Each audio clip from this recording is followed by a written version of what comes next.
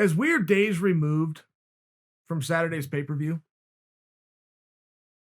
the more of a problem the mess created by Charles Oliveira. I don't know if he realizes what a mess he created. Do you guys, what do you do with him? What do you do with him? There's no wrong answer. I understand that. I understand that guys that are ranked number 5 in the world, he'll now be 3 in the world, anybody in the top 10 will do. Number 9 guy, number 8 guy, however you want to do it. But that's for a guy that does this. It's not what Oliveira's been doing. Oliveira hasn't been going up and down like a stock market. He's only been going up. To take him after he's only gone up from a number 3 ranking and give him a 4, 5, 8, 9, 10 would be very bizarre. There's no way to package that and sell that to us, the viewer, other than the truth, which is the least fun option, by the way, in promotion. And secondly, which is we're just looking to keep him busy. We have nothing for him to do. We understand he could fight for a championship now. We don't have a championship match for him. Even if our champion Khabib comes back, Khabib is not going to give the blessing to Charles Oliveira. There is absolutely no championship fight. He's only got 2 other spots to go. Everybody's tied up. Conor, Poirier, Gaethje, Chandler, everybody's busy. What do you do with Charles Oliveira? Do you put him in a backup spot?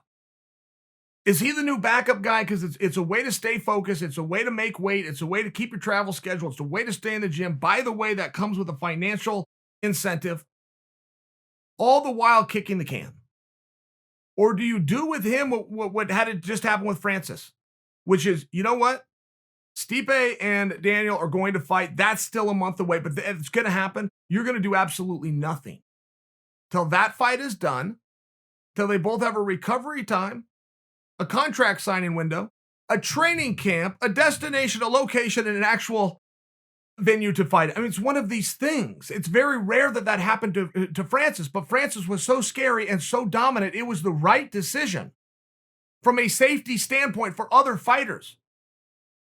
Just as a way of trying to appease Francis Ngannou, we got to put somebody else out there who's going to get knocked out viciously, take time off their career for less than 1 minute of entertainment. I mean, that's where it got with Francis. Hey, this is a dangerous guy. We've got to be very careful with who we put him in there with. I understand that Oliveira, while dominant, is not as scary as Francis. I understand those things, but you must concede back to me. It's very problematic once we now have the information that we now have on just how good and how dominant and the kind of beating this guy can dish out. Very important that we now match him up accordingly. The other side of the coin is, how do you have a rising star who's only go one way, and now all of a sudden you send him the other way? Let's say you concede that back to me. Okay, fine. Well, if he's ranked number 3, we now only have 2 spots for him. Now imagine, if you will, you do play out the Gaethje, Chandler, Conor, Poirier scenario, and to everybody's surprise, Khabib announces he's back. Khabib goes, by the way, I'm back. Khabib is not going to give that opportunity to Charles Oliveira. It's just not the kind of young star on the rise that is going to get Khabib's attention. It's just not. So, if we now know he can't fight for a championship as we sit here and talk right now because the champion is an influx, if later we find out he's no longer an influx, he's still going to draw from a new pool. Right? Talking about Khabib. Khabib's likelihood of coming back while being very slim, if not opposite Conor McGregor, becomes none. Now he has no motivation. The one thing that Conor could offer Khabib is a financial motivation, and Conor will also know how to insult Khabib just the right way. If he's got to go after his country, if he's got to go after his family, as he's done, he will do whatever it takes to make Khabib go, hey, the buck stops here. Right? None of those other guys have that ability. Chandler would offer a new face and a new challenge to Khabib, which he would find more intriguing than doing Gaethje again, which is very hard to repackage and sell, or taking on Poirier again, which I think Khabib really likes Poirier and out of respect would do that, but I don't know out of motivation. You see the problem? So now let's look at the scenario and eliminate Khabib. If we've still identified Conor, Poirier, Gaethje, Chandler, and those guys are going to go, what are they fighting for?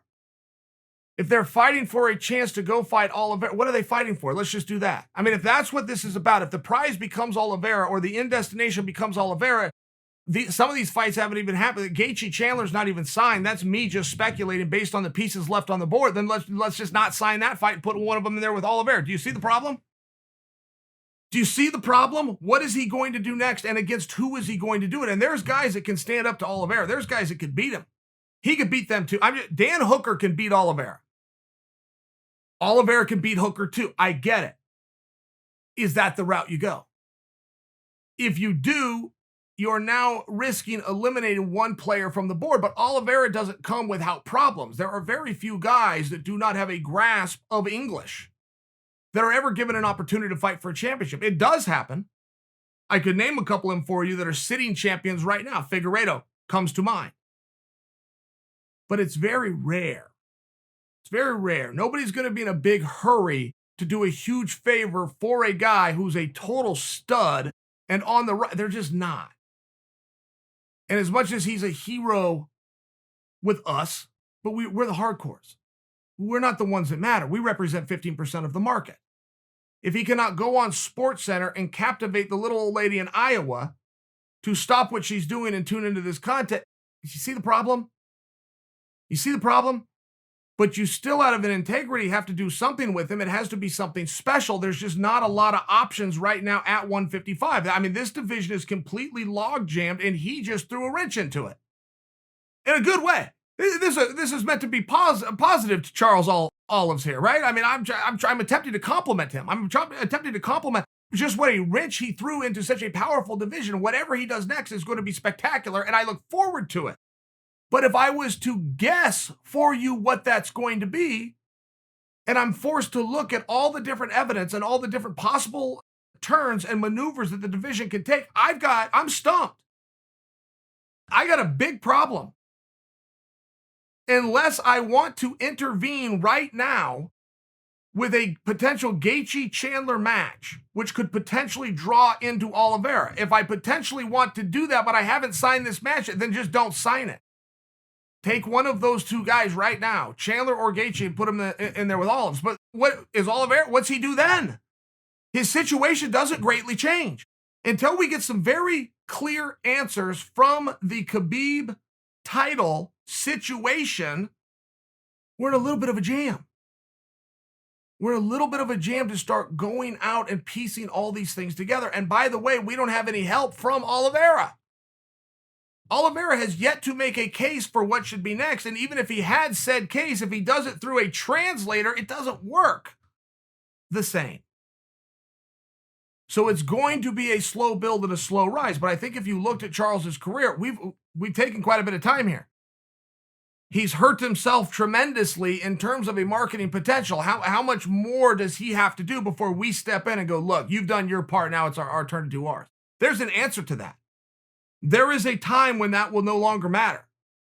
I'm just sharing for you, if you're attempting to project a booking for Oliveira,